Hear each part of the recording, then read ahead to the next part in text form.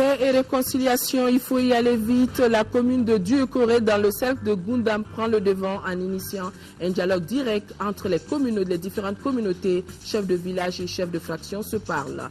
Sport, football, Coupe du Monde 2014, beaucoup d'occasions de buts ratés. Les Aigles sauvent tout de même les meubles de justesse en faisant match nul 1-1 contre les Amavubu du Rwanda ici à Bamako.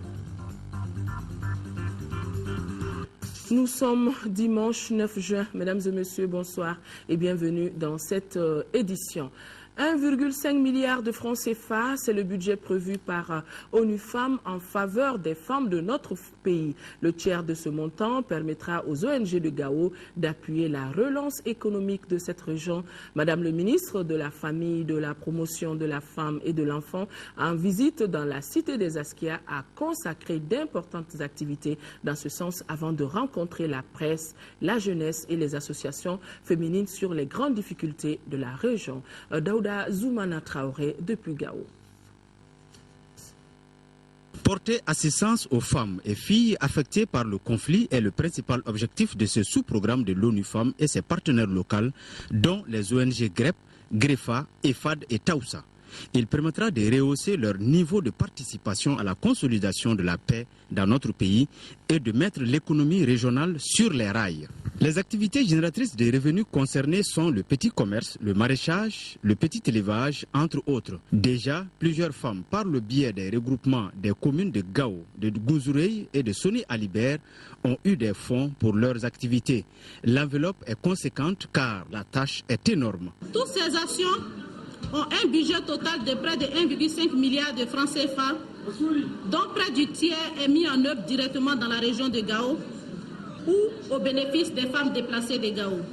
Ce sous-programme met en exergue 4 domaines d'intervention considérés comme prioritaires. Ce projet a été élaboré c'est sur la base des résultats de l'étude sur l'identification des cas de viol que nous avons dit qu'il est vraiment nécessaire de penser à développer et mettre en œuvre un projet de prise en charge des femmes et des filles victimes de viol ici à Gao. L'engouement des femmes de Gao n'est donc pas fortuit si l'on sait que ce sous-programme est élargi et bien diversifié. Au-delà de l'implication personnelle de la ministre de la Famille, de la Promotion de la Femme et de l'Enfant, les ONG choisies selon leurs performances sont à encourager. Ce sous-programme est un espoir pour les milliers de femmes bénéficiaires de la région. Il apportera, j'en suis sûr, une réponse multiforme qui favorisera la participation de la femme à la résolution du conflit et le retour à la paix. Dans la salle de conférence de l'école des infirmiers de Gao, la population a laissé entendre son cœur. Un cœur certes meurtri, mais tenace et endurant. Les associations de jeunes, de femmes et les radios privées ont évoqué leurs difficultés, manque d'emploi, de matériel, parfois saccagé par le MNLA et surtout les difficultés financières de la région. La ministre a pris bonne note avant de les exhorter à cultiver la paix et la tolérance. Aujourd'hui, les actions gouvernementales sont orientées vers le renforcement de la sécurité et la reprise de l'activité économique dans les zones libérées. En plus des donations faites par l'ONU Femmes, la ministre de la Famille, de la Promotion de la Femme et de l'Enfant a appuyé les radios privées et les jeunes de Gao afin qu'ils participent pleinement au processus de réconciliation. Paix et réconciliation sont désormais les maîtres mots de la commune de Dieu-Corée dans le cercle de Gundam en 6e région. Le maire de la commune vient de regrouper une quarantaine de chefs de village et de fractions autour du dialogue, de la paix et de la réconciliation. Cette démarche vise à créer un climat de confiance entre les différentes communautés qui ont toujours vécu en parfaite harmonie. Adama Djimde. Ils sont les représentants de 42 villages et fractions de la commune de Dieu-Corée dans le cercle de Gundam en 6e région. Ici, le conseil municipal se trouve dans une dynamique de réconciliation et de paix. C'est ce qui justifie cette rencontre entre chefs de village, chefs de fraction, élus et femmes pour un diagnostic de la situation à la base. En marge de la création de la commission nationale de dialogue et de réconciliation, nous nous sommes dit qu'au lieu d'attendre cette commission, est-ce qu'il ne serait pas mieux, nous à notre niveau, avec l'ensemble des conseils, l'ensemble des populations, qu'on puisse se parler, échanger et voir comment on peut conduire à notre niveau ce processus de dialogue et de réconciliation nationale. La meilleure façon de régler ce problème, la meilleure manière de réussir, c'est qu'ensemble, nous, ici à la base, on puisse se parler, s'écouter, se dire la vérité et qu'on puisse se pardonner enfin. À Douékiri, les différentes communautés sont blanches aussi bien que noires. Donc le dialogue devient de facto un impératif. Il faudra qu'on évite l'amalgame. On se connaît tous entre nous. On connaît qui a pris les armes, qui n'a pas pris les armes. J'ai des chefs de fraction au début des opérations qui ont réuni l'ensemble de la population pour leur dire attention, cette affaire n'est pas une affaire noble. Il faudra refuser de prendre les armes contre l'État. Ces gens sont là aujourd'hui. Est-ce que nous allons accepter pour qu'on puisse leur faire du mal? Je dis non. Des vrais citoyens de la commune qui sont là pour uniquement leur développement social et économique. Cet exemple doit servir les autres communes de la 6e région afin que les populations vivent dans la paix, la quiétude dans un environnement sécurisé.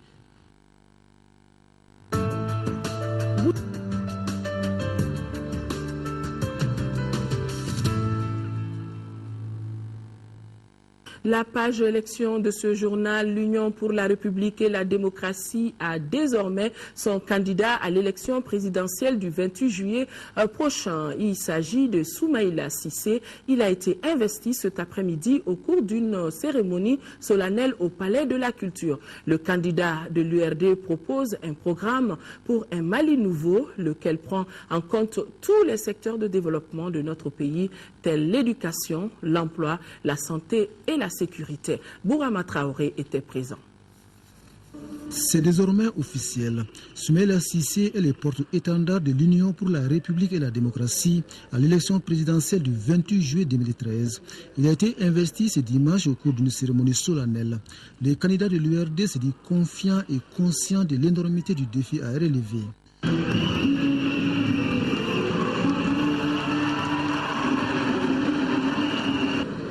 Je m'engage à faire ce que je dis et à dire ce que je fais. Dans son discours d'investiture, le candidat de l'URD a dévoilé ses ambitions pour le Mali.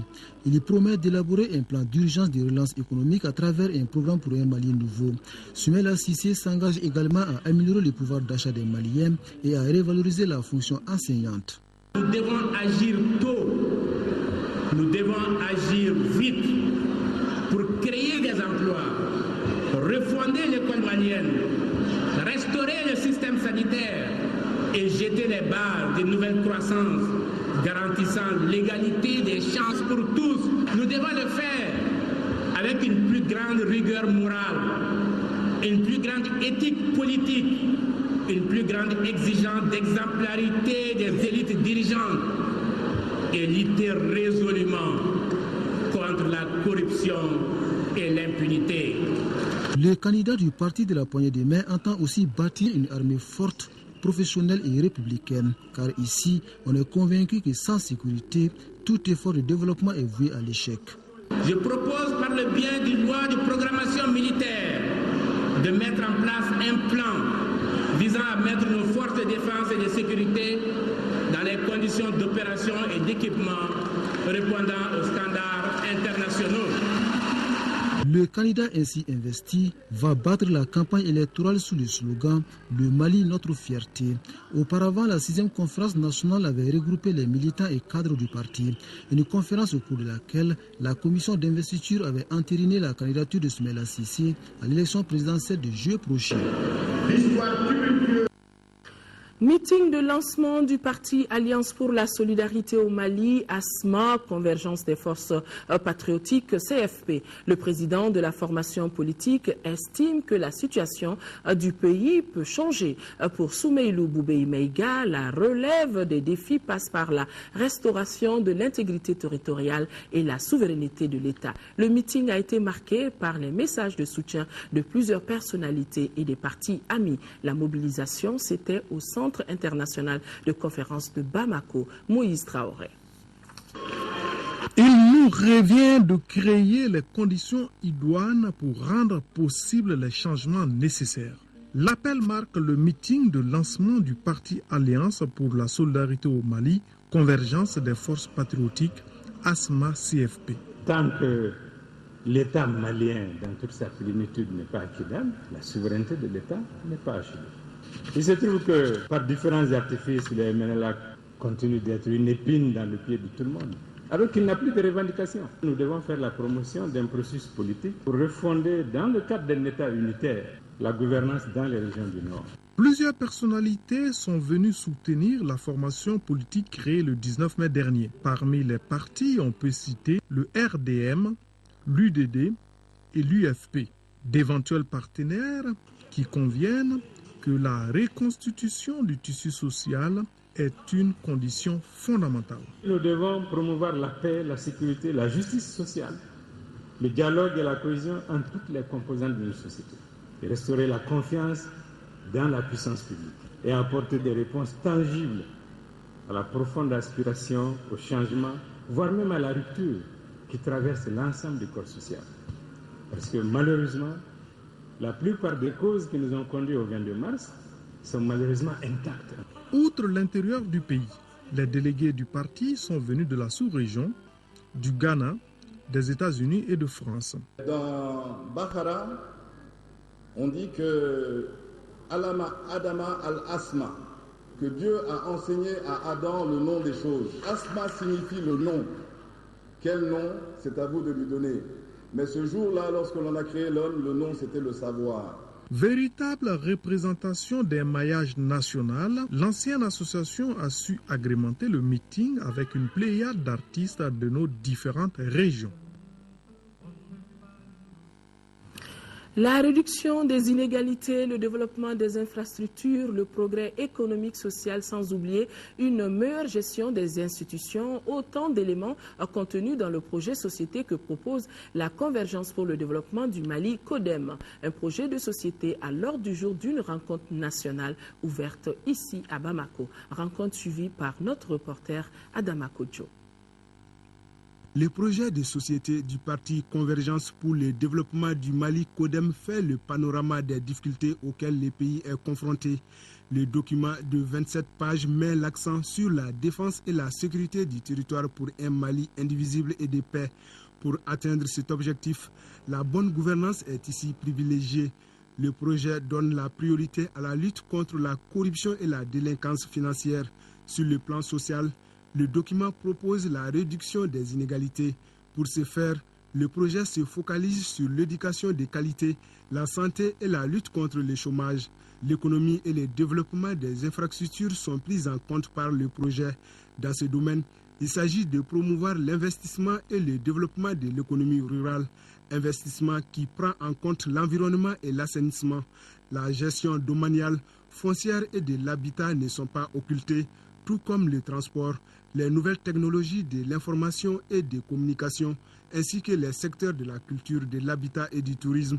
Notre démarche en la matière est participative et consiste à faire en sorte que notre projet de société soit le fruit du travail de l'ensemble des cadres du parti, ainsi que l'émanation des attentes et aspirations du Mali profond, et non l'œuvre de la seule direction du parti, encore moins d'un homme. Notre souci à la CODEM, c'est de proposer des solutions compatibles avec les aspirations du peuple. L'occasion était bonne pour le président du parti de la Kenouille de réitérer toute sa reconnaissance envers la communauté internationale pour son intervention au Mali. Il a ensuite réaffirmé le soutien du parti à l'armée nationale engagée dans la lutte contre le terrorisme et appelé le peuple malien à la retenue concernant Kidal pour ne pas saper les efforts des partenaires. Les partis politiques et les organes de gestion des élections sont en conclave depuis ce matin. C'est à la faveur d'un atelier d'échange interpartis sur les changements de la loi électorale en rapport avec la biométrie. Fadeba Keita pour les détails. Contribuer à la consolidation du processus démocratique reste un des objectifs phares de la Fondation SEMDID.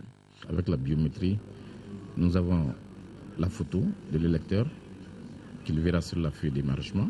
L'électeur aussi aura la carte NINA qui va servir de carte d'électeur et avec sa photo incrustée. Donc, La biométrie va permettre de minimiser la fraude. La biométrie va permettre certainement de mettre fin aux multiples inscriptions. Le rôle de EISA va se situer à 2 niveaux.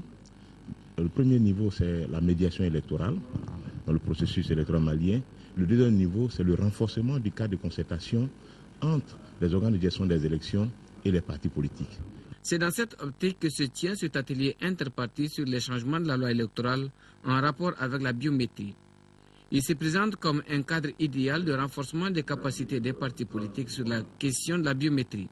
Des communications relatives à la nouvelle loi électorale au Mali, aux expériences du Burkina Faso en matière d'élection sont des sujets à débattre au cours de cette journée. Il s'agit là de donner toutes les informations par rapport à ces sujets aux partis politiques afin de pouvoir donner la vraie information et en mesure de nous faire parvenir à des élections acceptées, apaisées. Comme résultat attendu figure l'amélioration de la connaissance sur la biométrie. À cela, il faut ajouter le diagnostic des difficultés liées à l'utilisation de la biométrie et des propositions concrètes pour la réussite de l'organisation d'élections couplées à partir du fichier biométrique. Sensibiliser plus de 1000 femmes sur leur rôle et leurs responsabilités dans le processus électoral et les inciter à participer pleinement au développement communal. Voilà l'ambition que s'est fixée l'ONG Vision citoyenne du millénaire pour accroître la participation des femmes aux prochaines élections générales. Ce matin, à Sabali-Bougou, elle a rencontré une centaine de femmes, toutes leaders d'associations et de groupements. Reportage Abdrahman Meiga.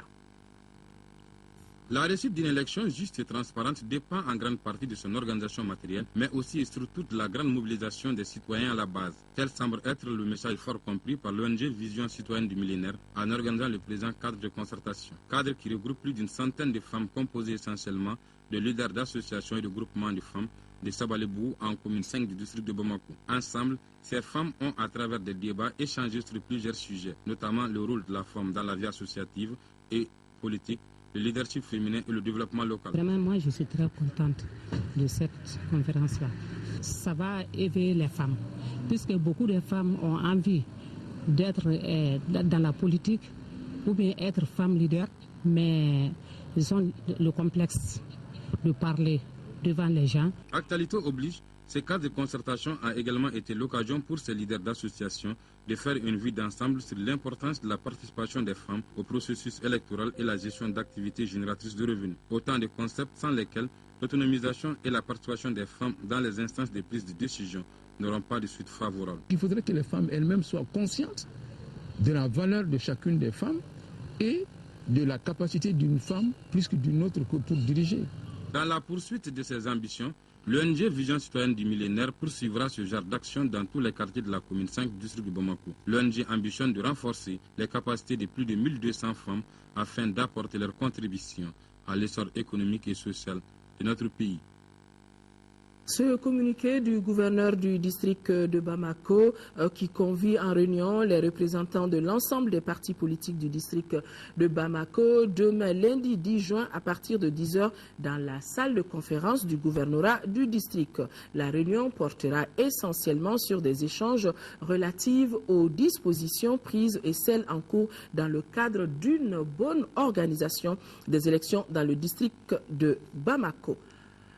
Fin de la tournée du gouverneur de Caille dans les cercles de la région, Djema et Yelimane ont été la dernière étape de cette visite de prise de contact. Dans ces deux cercles, le chef de l'exécutif régional a échangé avec les autorités administratives, politiques et la société civile sur la situation sécuritaire et les élections. Partout où il est passé, le gouverneur a constaté que les préparatifs suivent un cours normal. Caille, nous retrouvons Jafar Aïdara. Cette quatrième sortie du gouverneur à l'intérieur de la région a permis au chef de l'exécutif régional d'échanger avec les autorités administratives, politiques et la société civile de Djema et de Yelimane sur la situation sécuritaire et politique de notre pays et comprendre les problèmes auxquels les populations des deux cercles sont confrontées. Au cours de cette rencontre, le gouverneur a beaucoup échangé sur les élections que notre pays s'apprête à vivre dans quelques semaines, donc ce processus électoral qui est une des préoccupations majeures du gouvernement de transition à travers sa feuille de route est aujourd'hui une réalité dans les cercles de Djema et Yelimane. Nous sommes satisfaits de la façon dont les opérations sont en train de se dérouler. Les commissions administratives sont déjà en œuvre. Le gouverneur a constaté que les préparatifs de cette opération d'envergure amorcée se poursuivent sans difficulté majeure dans les deux cercles. Les principales activités menées portant entre autres sur la réception de matériel électoral et son acheminement auprès des sous-préfets, la prise de décision portant création des équipes de remise de carte Nina, des commissions administratives d'établissement des listes électorales sont d'ailleurs à pied d'œuvre dans les deux cercles pour la validation, la radiation et le recensement des électeurs. Le démarrage et la poursuite des travaux d'établissement des listes électorales biométriques dans toutes les communes, toute chose qui rend le gouverneur de la région de Caille confiant. Cette prise de contact était l'occasion pour moi et ma délégation d'échanger chaque fois avec les autorités, savoir où est-ce qu'elles en sont et également de sensibiliser la population pour que ces élections-là puissent se passer dans un climat serein et apaisé. Le colonel Salif Traoré a visité le camp militaire de Yérimane et encouragé nos forces armées et de sécurité pour le travail remarquable et les exhorter à plus de vigilance. Il a ensuite remis les clés d'une voiture 4x4 au peloton permanent de la garde nationale de Yérimane.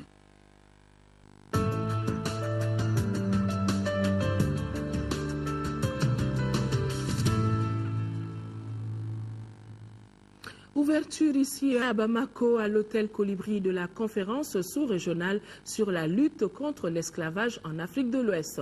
Les organisations membres du réseau ouest-africain de lutte contre l'esclavage par ascendance et leurs partenaires de la Fondation Rosa de Luxembourg et Anti-Slaver de Londres prennent part aux 3 jours de travaux. L'initiative est de l'association Temed. Cheikh Oumar Sangaré, compte rendu. Évaluer et capitaliser les expériences en matière de lutte contre l'esclavage en Afrique de l'Ouest, tel est l'objectif principal de cette conférence sous-régionale. Au centre des débats, la problématique de la persistance de l'esclavage en Afrique de l'Ouest et son impact sur la construction de l'état de droit et la démocratie. La forte hiérarchisation sociale au sein de certains groupes ethniques constitue un obstacle à la lutte contre l'esclavage. Mais nous constatons toujours que les classes sociales dominantes continuent à gérer les pouvoirs administratifs, politiques, culturels et économiques de notre pays.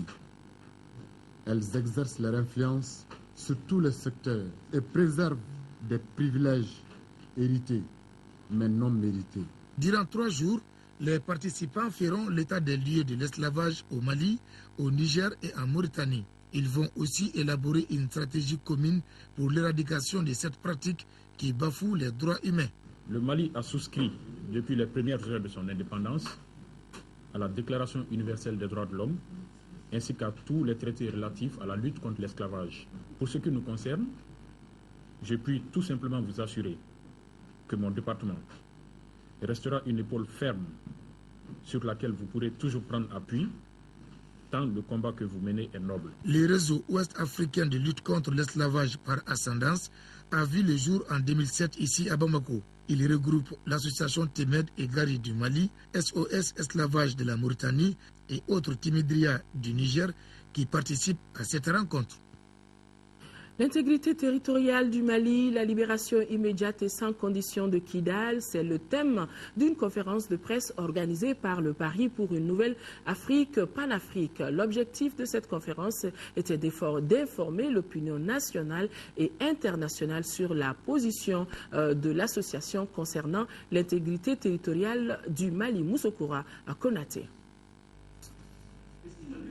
Le Parti pour une nouvelle Afrique panafrique s'engage résolument pour un Mali unifié avant toute élection. L'information a été donnée par le président du parti lors d'une conférence de presse sur le thème « Intégrité territoriale du Mali, la libération immédiate et sans condition de Kidal ». La position de notre parti est très claire. D'ailleurs, c'est pour cela que nous avons tenu cette conférence de presse qui s'explique par 3 raisons principales. La première, c'est notre refus sans équivoque de négocier avec des bandits et des terroristes qui n'ont pas hésité à tirer sur leurs frères, qui n'ont pas hésité à prendre les armes contre la République. La deuxième raison, c'est d'interpeller nos autorités pour qu'on prenne les dispositions immédiates pour un déploiement rapide de notre armée à Kidal et partout où cela est nécessaire. La troisième raison est une recommandation que nous formulons à l'endroit des nouvelles autorités qui seront issues des élections prochaines pour qu'on intègre dans notre Constitution une disposition spéciale qui condamne et qui considère comme un crime de haute trahison toute velléité sécessionniste. Toutes les personnes qui prennent les armes contre notre pays seront considérées comme des criminels et seront combattues comme telles. Quant à l'idée des négociations en cours entre l'État malien et les bandits armés, les conférenciers affirment que l'intégrité territoriale et la souveraineté du Mali ne sont susceptibles d'aucune négociation. Nous pensons qu'on ne peut pas obliger un peuple souverain, un pays souverain, à négocier avec un groupe de personnes qui a décidé de prendre les armes contre la République. Nous pensons que cela est inadmissible et nous ne sommes pas d'accord qu'on veuille imposer cela à notre pays. Un Mali, un et indivisible, c'est la condition sine qua non du Panafrique, parti pour une nouvelle Afrique pour la tenue des élections prochaines. Lancement hier de la coordination des organisations du Mali Kankelenkan, le regroupement de 27 associations, syndicats et mouvements apolitiques devant un creuset de forces patriotiques pour le changement. De l'avis de son président, il est impérieux de doter la nation malienne d'une société civile capable de prévenir et de répondre aux questions d'intérêt national. Moïse Traoré. Mali Kankelenkan est un regroupement d'associations, de syndicats et de mouvements. L'organisation de la société civile entend œuvrer au changement dans la gouvernance au Mali. On a vu un modèle de société civile qui n'était pas assez forte et qui caressait toujours dans le sens des poils. Et nous pensons que quand on représente être société civile demande beaucoup d'obligations et ça, s'approcher ou bien s'afficher avec des politiques n'est pas la vocation de la vraie société civile. Ayant pour cible Maoukan, le regroupement apolitique veut se doter de capacités de prévention et de réponse aux questions d'intérêt national. Ce sont les hommes qui créent les moyens. Aucun homme n'est venu ici-bas chercher de l'argent et s'asseoir sur des caisses d'argent afin de faire quelque chose pour son pays. Au contraire, tous les grands hommes passés ici-bas étaient pauvres. Nous ne pouvons pas dire que nous n'avons pas les moyens. Dieu nous a tous donné les moyens. La cérémonie de lancement du regroupement a été l'occasion d'inviter la classe politique à mettre fin à ces querelles intestines. Vœu qui reçoit l'assentiment des familles fondatrices de Bamako, dont le représentant a exprimé son soutien au regroupement. Enfin, Mali Kankelenkan, qui regroupe 27 associations et mouvements, a été créé en janvier 2013. Une majorité des associations membres sont implantées à Sikasso et à Kita.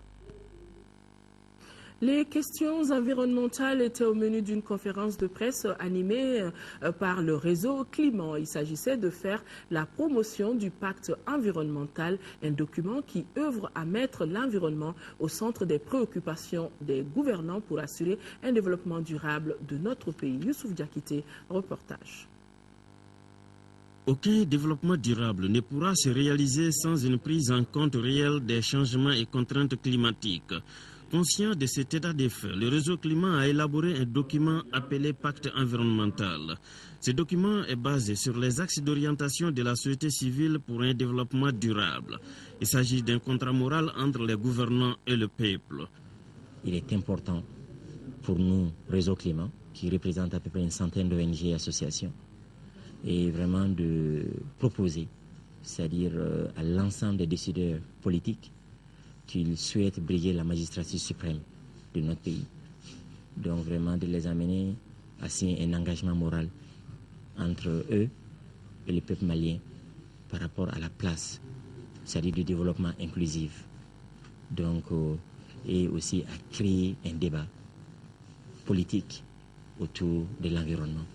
Nous voulons que, c'est-à-dire la question du développement durable, donc aujourd'hui, soit vraiment pris comme étant une des priorités. À la question de savoir si le réseau dispose des moyens de suivi de ces documents, les conférenciers répondent par l'affirmative. Car, dit-il, son réseau compte plus de 100 associations et ONG de la société civile, ce qui est un atout non négligeable. En tout cas, les initiateurs fondent beaucoup d'espoir sur la vulgarisation de ces documents. Un document dont le lancement officiel est prévu ce jeudi 13 juin 2013.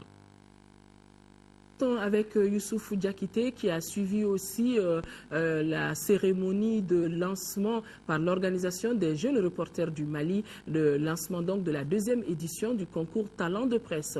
Les candidats vont traiter du thème rôle de la presse dans la participation des jeunes et des femmes aux élections générales de 2013. Cette 2e édition, Talent de la presse, fait un lien avec l'actualité au Mali, les élections. Le thème le définit, le rôle de la presse dans la participation des jeunes et des femmes aux élections générales de 2013. Les médias concernés par le concours sont la radio, la télévision, la presse écrite et la presse en ligne. Et les critères sont établis, explique le secrétaire général des jeunes reporters du Mali. Les critères, il faut être d'abord journaliste malien. Il faut être malien. Et il faut aussi être dans une rédaction et être journaliste, parce qu'il s'agit d'un concours entre les journalistes maliens et résidents au Mali. La qualité, c'est de permettre, disons, de mettre en exergue le travail accompli par la presse en appuyant les jeunes et les femmes à avoir des postes de responsabilité, mais aussi des exemples de jeunes aujourd'hui qui ont fait œuvre de bonne gouvernance dans notre pays. Tous les intervenants ont insisté sur la qualité des articles, une alerte pour les candidats. Les initiateurs du concours, à savoir le président du club des amis de l'Union européenne et le chargé d'affaires de la même organisation, estiment que c'est une façon de contribuer au renforcement des capacités des journalistes maliens. Nous voulons cet éveil de conscience. Faudrait-il aussi que ces acteurs eux-mêmes aient cette conscientisation d'être des véritables acteurs pour le processus électoral. Notre souci, c'est d'insuffler de la compétition, d'émulation au sein des journalistes ici, de récompenser et d'honorer les meilleurs pour qu'ils soient en meilleure position pour exercer leur rôle d'acteur principal de la démocratie. 25 juin 2013 à minuit, c'est la date limite du dépôt des œuvres. Et le 4 juillet, remise des prix aux lauréats. Et le premier prix est fixé cette année à 300 000 francs CFA.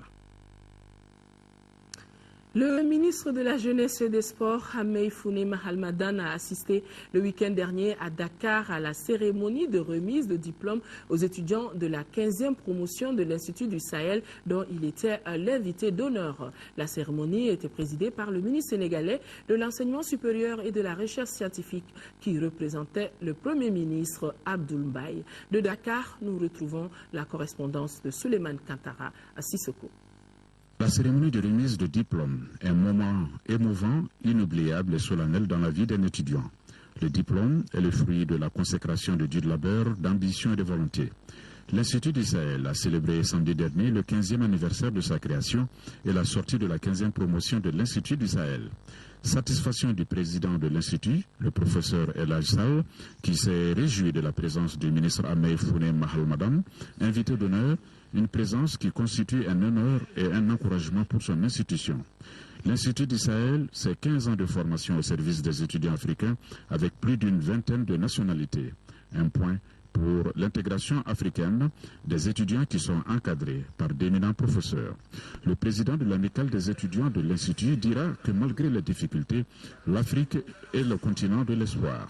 Le ministre sénégalais de l'enseignement supérieur et de la recherche scientifique, dans son allocution, a invité les récipiendaires à faire bon usage du diplôme, le valoriser et le mettre au service de la nation. Soyez ambitieux, a-t-il dit. Les personnalités présentes à la cérémonie ont remis les diplômes aux récipiendaires issus des différentes filières de formation, entre autres, faculté de sciences économiques et de gestion, de sciences juridiques et politiques, de sciences et techniques, etc. Le ministre Hamey Founé Mahalmadan a offert des cadeaux symboliques à certains majeurs de promotion. Retour ici à Bamako, le commissariat de police du 3e arrondissement vient d'arrêter un réseau de bandits. C'était dans la nuit des 2 et 3 juin dernier. L'équipe de l'ORTM, conduite par Isaac Tchenou, est allée voir. Voici son compte rendu. La question de sécurité reste une préoccupation pour les autorités du Mali et particulièrement ceux de la capitale. C'est pourquoi les responsables de la sécurité patrouillent à travers la ville afin de mettre hors d'état de nuire ceux-là qui perturbent la quiétude de la paisible population.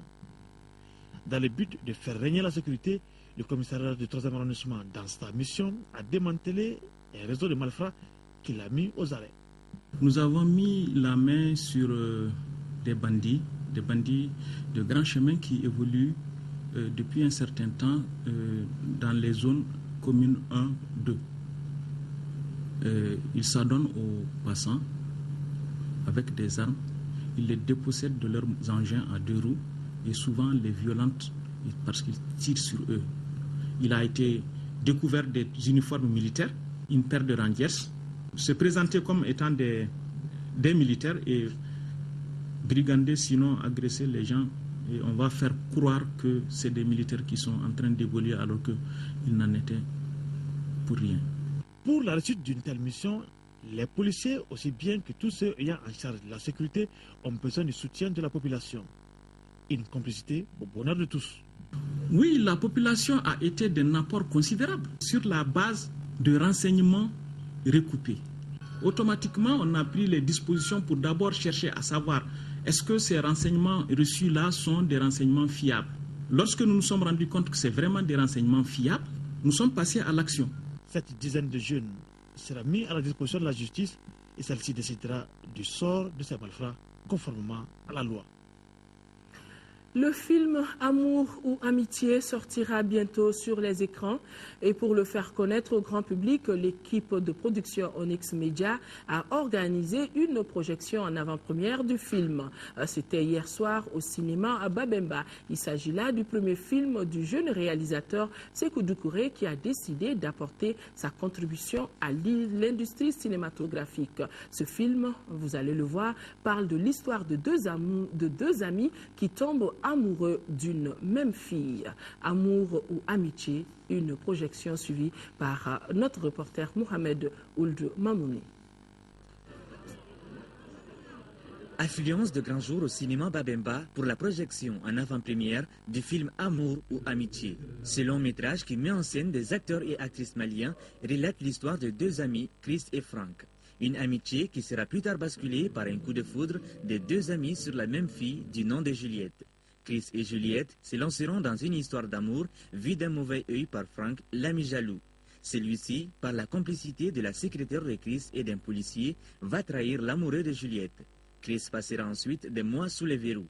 Son salut viendra d'un ami de cellule qui, à sa sortie, fera toute la lumière sur l'affaire, chose qui permettra à Chris de retrouver Juliette. Amour ou amitié, donc un film plein de leçons.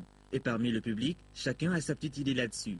Je retiens que vraiment en amitié, il faut faire beaucoup attention souvent. On retient que c'est un film très intéressant, ça reflète les faits de la société, tout. Qu'est-ce que je retiens? Bon, pas grand-chose, à part que c'était drôle, c'était amusant. Ce chef-d'œuvre a été réalisé à Bamako. Son réalisateur n'a pas voulu se prononcer sur le montant qu'a coûté une telle réalisation. Mais il nourrit l'ambition de voir très bientôt une véritable industrie de cinéma dans notre pays. Dans les mois à venir, on a un projet de faire un film qui s'appelle Compte à rebours. Il y en aura d'autres. Et comme je l'ai dit, le plus important, c'est de nous soutenir. Le gouvernement, la société privée. Tant que vous êtes là avec nous, on fera toujours de meilleurs films. J'apporte tout simplement ma contribution à l'industrie du cinéma malien. Que de perspectives après la projection en avant-première du film Amour ou Amitié, la maison de production Onyx Media entend réaliser d'autres films plus spectaculaires, et ce, pour le bonheur des fans du cinéma malien. Des visages familiers dans ce film. Sport football, le Mali a été tenu en échec par le Rwanda en 4e journée des éliminatoires de la Coupe du Monde. Les Rwandais ont ouvert le score à la 33e minute. L'égalisation malienne est intervenue à la 78e minute. Suivez les temps forts de ce match. Le public continue de se faire attendre. Nous le voyons venir toujours Tongo Ahmed, qui prend ce ballon de la tête. Un ballon qui revient aussi dans son camp. Et peut-être cette ouverture du score, oui. Ah, la bévue de Mahamadou Ndiaye. La bourde de Mahamadou Ndiaye et l'ouverture du score de cette équipe du Rwanda. But marqué, l'équipe malienne qui a manqué de percutants, qui a manqué de regroupement défensif avec une solidarité dans le jeu. La prochaine sortie des Aigles du Mali, ce sera Suleiman Bouboutoukara contre le Bénin ici à Bamako sur cette même pelouse. Dimanche prochain, c'est pas trop longtemps, hein, donc c'est fini ici au stade du 26 mars à Mara, malheureusement avec ce résultat nul d'un but partout. Il y a quelques bonnes quand même révélations, quelques satisfactions au sein de cette équipe malienne avec notamment un Tongo Ahmed Doumbia qui aura moins d'un quart d'heure pour marquer des buts. Tongo Ahmed Doumbia. Non, c'est plutôt Manadamele. Mana, l'égalisation de Mahamadou Ndiaye. Mahamadou Ndiaye. Et Mahamadou Ndiaye qui répare son erreur. Maintenant, c'est un autre match qui va commencer. Mahamadou Ndiaye, justice faite pour le garçon. Pour ceux qui ont suivi ce match, on aura remarqué beaucoup d'occasions de buts ratés par les Aigles et on espère qu'ils vont se racheter dimanche prochain face au Bénin. Dans l'autre match du groupe, l'Algérie est allée s'imposer au Bénin 3-1. Dans ce groupe, l'Algérie est leader avec 9 points. Le Mali 7 points, le Bénin 4 points et le Rwanda compte 2 points. Prochaine journée dans une semaine, le Mali reçoit le Bénin et l'Algérie se déplacera au Rwanda. En tout cas, des détails de ce match, ça sera dans nos éditions de demain. Sport basketball, les demi-finales de la Coupe du Mali de basket ont été jouées hier soir au pavillon des sports du stade Modibo Keïta. Chez les messieurs, l'AS Police a battu l'USFAS 87-61 et le stade malien de Bamako qui a éliminé l'AS Real 60-49. En dames, c'est le stade malien de Bamako qui a fait la bonne opération en battant l'AS Police 67-57. Et enfin, les dames de l'USFAS se sont inclinées devant le Djoliba. Assa Soumaré a suivi ces différents matchs. C'est dans une salle pavillon du stade omnisport Modibo Keïta, pleine à craquer, que les spectateurs ont eu droit à de belles empoignades. La première rencontre était le face-à-face AS Police en jaune et l'USFAS en monsieur. Le duel des uniformes a tourné en faveur des policiers qui prennent la commande du début jusqu'à la fin. Premier quart 18-14. C'est à partir de la deuxième partie que l'AS Police commence véritablement à creuser l'écart grâce au transfuge du Tata de Sikasso, Mohamed Sanogo. Il sera le maître à jouer de cette formation de l'AS Police, 43-26 à la pause. Le reste ne sera qu'une formalité pour les protégés de Moussa Sogoré. Ils vont se qualifier en battant l'USFAS 87-61.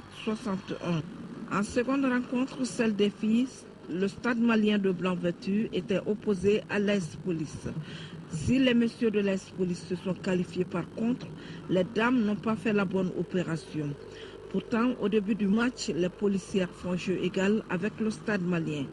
Malgré les bonnes intentions de la policière Fatmata Traoré et ses partenaires de rejoindre le stade au point, elles n'y arriveront pas. Avantage aux blanches à la fin, 67-57. L'autre match des filles, USFAS Djoliba en rouge. Les militaires débloquent le tableau d'affichage, puis terminent la minute initiale en tête 4-2. Mais quand la machine rouge commence à fonctionner, impossible de l'arrêter. Aminata Sinata et ses coéquipières essayent de relever la tête, mais il était trop tard. Les Rouges avaient une avance confortable pour conserver le score en leur faveur et s'imposent 75-48. Le dernier match des messieurs, Stade malien AS Real en noir et blanc, était le match le plus attendu. Ce fut le match de la trop grande prudence. Une prudence blâmable côté réaliste car c'était là l'occasion de faire le match en imprimant son tempo pour essayer d'engranger le plus grand nombre de points, toute chose qui mettrait l'équipe suffisamment à l'abri. Mais le stade malien a fait la course devant l'AS Real pendant les deux premiers quarts, 12-6 et à la mi-temps 26-22. Après la pause, les Blancs de Bamako vont commencer à poser d'énormes problèmes aux Scorpions. Et cela grâce à l'intenable Balakoné qui était à la base du succès de son équipe. Sa technique individuelle, son sens du jeu et sa dextérité ont bousculé finalement les réalistes. Score final 60-49 pour le Stade malien. Sont qualifiés pour les finales de la Coupe du Mali chez les dames. Le Stade malien qui en découdra avec son éternel rival, le Djoliba Athletic Club. Et chez les hommes, l'AS Police sera face au Stade malien. Particularité de ces finales, le Stade malien revient en force sur les deux tableaux. Dames et messieurs, deux finales qui s'annoncent prometteuses. Assa Soumaré. Nous sommes dimanche, votre émission Mali indivisible, ça sera juste après ce journal et c'est une présentation de Aïssata Ibrahim Meiga. Voilà donc, c'est tout pour ce journal. Merci de l'avoir suivi. Demain 10h, 13h, Sira Bachili. D'ici là, l'information continue sur notre site www.ortm.ml. Bonsoir et bon début de semaine.